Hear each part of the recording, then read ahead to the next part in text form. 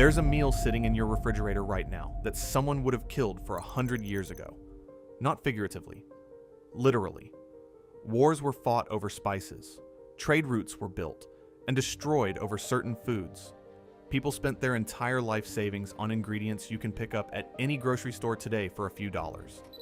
The food on your plate has a history that most people never think about. And when you start learning what certain ordinary foods actually meant to people a century ago, what they represented, what they cost, what it said about you if you could afford them, you start looking at your kitchen very differently. These are the foods that were once locked behind wealth, power, and geography. The foods that only kings, emperors, and the ultra-rich could access. And what happened to bring them to everyone's table? Number 1. Lobster. Let's start with one that will immediately change how you feel about a restaurant menu. Today, lobster is the universal symbol of an expensive meal. You don't order it on a Tuesday. You order it when something matters, when you're celebrating, when someone else is paying. In colonial America, lobster was considered the food of the desperate. The waters off the northeastern coast were so thick with lobster that they washed up on beaches in piles 2 feet deep after storms. They were so abundant and so associated with poverty that servants in Massachusetts actually negotiated employment contracts that specifically limited how often they could be forced to eat it. The clause read, no more than 3 times per week. 3 times per week was considered a form of cruelty. Lobster was ground into fertilizer. It was fed to prisoners, orphans, and indentured servants. The people in society with the least power to refuse it. Serving lobster to a guest was an embarrassment. It meant you had nothing better to offer. So what changed everything? The railroad. When rail travel expanded across America in the mid-1800s, train companies needed cheap food to serve passengers on long journeys. Lobster was abundant on the coast and could be canned cheaply, so they served it to inland passengers who had never encountered it before and who had no idea what it was or what it represented in coastal communities. Those passengers loved it. By the time the reputation of lobster reached the coast, it had already been rewritten by people who had no context for its history. Demand grew. Coastal populations had been significantly depleted by decades of harvesting. Scarcity arrived, and scarcity in food is the engine of prestige. The lobster didn't change. The story around it did. And within 2 generations, a food that servants refused to eat more than 3 times a week became the centerpiece of the most expensive meal on the menu. Number 2. Chocolate. Chocolate today is so ordinary that we hand it to children by the fistful. It's the default gift, the impulse purchase, the thing you eat standing in front of the open refrigerator at 10 p.m. without really deciding to. 100 years ago, and for centuries before that, chocolate was something else entirely. The Aztec Emperor Montezuma reportedly consumed 50 cups of chocolate every single day, served in a golden goblet. Cacao beans were used as currency across Mesoamerica. A single bean could buy a night's accommodation. 100 beans could purchase a turkey. When Spanish conquistadors brought cacao back to Europe in the 1500s, chocolate remained an aristocratic luxury for over a century. The labor required to process cacao into something drinkable was immense.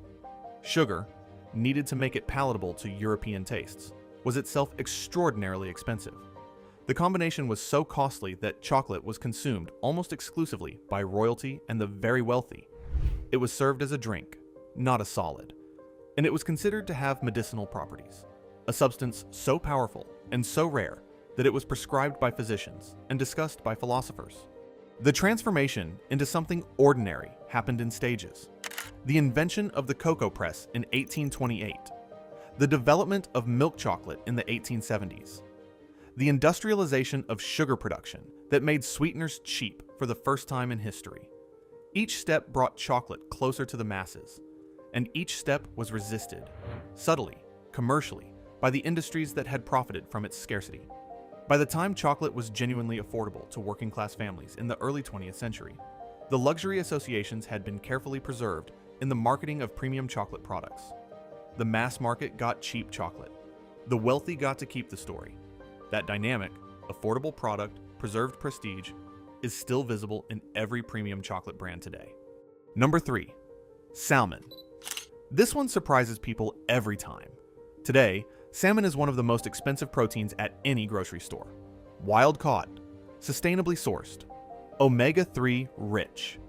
It sits behind the glass counter at the fish market with a price tag that makes most people pause before they commit.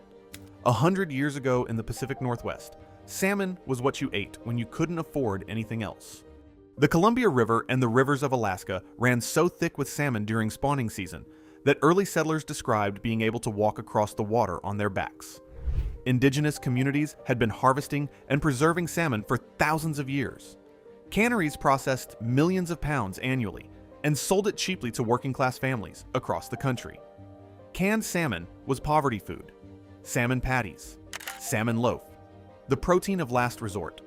Serving salmon to a guest was, in certain communities, a quiet signal that money was tight. What changed was a collision of overfishing, habitat destruction, and deliberate commercial repositioning. As salmon populations declined through the mid-20th century, supply dropped. As supply dropped, prices rose. And as prices rose, salmon began acquiring the cultural associations that expensive things always acquire. Associations with quality, with health consciousness, with good taste. By the time farmed Atlantic salmon arrived in supermarkets in the 1980s, making salmon abundant and affordable again, the reputation had already been permanently rewritten. Farmed salmon borrowed the prestige of wild salmon, the same way cheap champagne borrows the prestige of champagne. The fish was affordable again. Number 4, spices. If you have a spice rack in your kitchen, and most people do, take a moment to look at it. Pepper, cinnamon, nutmeg, cloves, vanilla. Each of those small jars represents something that 500 years ago was worth more than gold by weight. Not metaphorically, literally more valuable than gold, measured gram for gram in certain markets. The spice trade wasn't just a chapter in history class. It was the engine that drove European exploration, colonization, and the redrawing of the entire world map. Christopher Columbus was looking for a faster route to the Spice Islands when he accidentally arrived in the Americas. Vasco da Gama's voyage around the tip of Africa was motivated by pepper. Pepper was called black gold. A pound of nutmeg in 14th century England cost roughly 3 times the weekly wage of a laborer. Cinnamon was so valuable that European nations went to war over control of the islands that produced it. The Dutch destroyed entire nutmeg harvests to maintain scarcity and keep prices elevated. One of the earliest documented examples of deliberate supply manipulation in food history. None of these spices were fundamentally rare. They grew abundantly on specific islands in Southeast Asia. The rarity was manufactured by distance, by trade monopolies, and by the extraordinary effort required to move goods across the world before modern transportation. Today, pepper costs almost nothing. Cinnamon is an afterthought. Nutmeg sits at the back of a spice rack and gets used twice a year. The spices didn't become less flavorful. The world just got smaller. And when the world got smaller, the monopolies collapsed. And when the monopolies collapsed, the prices followed.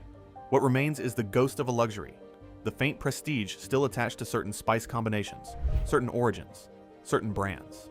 But the substance of the scarcity is gone. If you're finding this as fascinating as we do, hit like and subscribe. There are stories like this behind almost everything in your kitchen, and we cover them every week. Number 5, ice. This one is the most overlooked item on this entire list, and possibly the most important. Before mechanical refrigeration, ice was one of the most valuable commodities in the world. The ability to cool food, to preserve meat, to serve a cold drink on a hot day. These were privileges reserved for the wealthy in almost every society on Earth. In ancient Rome, emperors sent runners into the mountains to bring back snow, which was then flavored with honey and fruit and served at banquets. The privilege of cold food was so associated with power that it became a form of political theater, a demonstration of reach and resources. In 19th century America, the ice trade was a genuine industry. Frederick Tudor, known as the Ice King, built a global business harvesting ice from frozen New England lakes in winter, packing it in sawdust and shipping it as far as India and the Caribbean. Ice harvesting employed thousands of workers. Ice was delivered to wealthy homes by horse-drawn wagons. Having an icebox in your kitchen was a marker of middle-class status or above. Working-class families without ice access had fundamentally different diets. Meat had to be eaten immediately or preserved through smoking and salt. Fresh dairy was a luxury. Cold drinks were not part of daily life. The invention of mechanical refrigeration in the late 19th century and the mass production of home refrigerators in the 1920s and 1930s collapsed the ice trade almost overnight. Something that had been harvested, transported, and sold as a luxury commodity became something that happened automatically in a box in the corner of your kitchen. Today, you press a button and ice falls into your glass. The journey from Roman emperor to kitchen appliance took roughly 2,000 years, and almost nobody thinks about it. Number 6. Sugar. Sugar today is so cheap and so abundant that governments are actively trying to get people to consume less of it. That sentence would have been completely incomprehensible to anyone alive 500 years ago. Sugar was introduced to Europe from the Arab world in the 11th and 12th centuries. For its first few centuries in Europe, it was classified, literally classified, as a spice and sold by apothecaries as medicine. A teaspoon of sugar cost the equivalent of several days' wages for a working man. Henry III of England requested 3 pounds of sugar in 1226. The request was notable enough to be recorded in royal accounts, because obtaining 3 pounds of sugar required significant effort and expense even for a king. Sugar sculptures, elaborate decorative confections called subtleties, were displayed at royal banquets not to be eaten, but to demonstrate wealth. Showing your guests that you could afford to waste sugar on something purely decorative was a statement of power. Some of these sculptures were extraordinarily elaborate. Castles, animals, entire scenes, made from a substance worth more than silver. Queen Elizabeth I of England was famously passionate about sugar and consumed it in quantities that turned her teeth black. Black teeth in Elizabethan England were considered a status symbol, evidence that you could afford to eat enough sugar to rot your teeth. Poor people had better teeth, not because of better dental hygiene, but because they couldn't afford sugar. The transformation of sugar from royal luxury to dietary concern was driven by the brutal expansion of sugar plantations in the Caribbean and the Americas, an agricultural system built on enslaved labor that made sugar cheap by making human beings cheap. By the 19th century, sugar was affordable to the working class. By the 20th century, it was in almost everything. And by the 21st century, reducing sugar consumption has become a public health priority in every developed nation. The arc of sugar, from royal medicine to global health crisis, is possibly the most dramatic story in food history, and most people know almost none of it. Number 7. Oysters. Oysters sit alongside lobster as one of the great reversals in food history. Today, oysters are served on beds of ice at upscale restaurants. They come with elaborate descriptions of their origins, the specific bay, the salinity of the water, the name of the farm. Ordering oysters is a performance of sophistication. They are not cheap. In 19th century New York City, oysters were street food. Pollution and overharvesting collapsed the New York oyster population by the early 20th century. As local supply disappeared, oysters had to be sourced from further away, driving up cost. As cost increased, prestige followed. Today, restoration projects are actively trying to bring oyster beds back to New York Harbor. The oysters themselves haven't changed. The economics around them have changed completely. And with the economics, the entire cultural meaning of the food changed with it. There's a pattern running through every single food on this list. Scarcity created value, value created prestige, and prestige doesn't disappear when the supply problem gets solved. It gets sold back to you long after the scarcity is gone. Next time you're standing in the premium section of a grocery store, ask yourself one question. Is this actually rare? Or am I just paying for the memory of when it was? If this changed how you think about the food on your plate, subscribe. There's a lot more where this came from.